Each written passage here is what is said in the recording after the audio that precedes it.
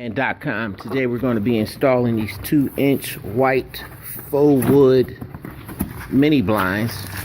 Just got them in the mail from Walmart.com. Comes with this hardware here in the package. These are the screws that we're going to not use. We're going to use these drywall screws just because I like using drywall screws on my home projects, home installation projects.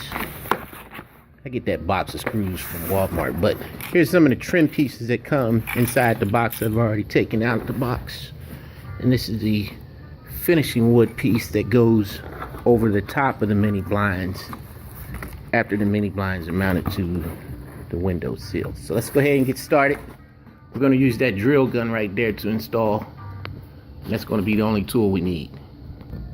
This mounting bracket for the left. After I get this screw to the wall with that screw, use another screw in there you can't see, but put the mini blinds in and you close it like that. This center support bracket we're going to put right here, right there. It's the right hand mounting bracket. Center support mounted.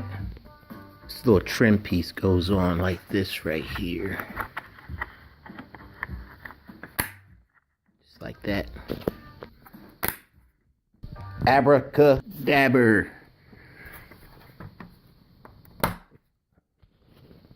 And the finished installed product.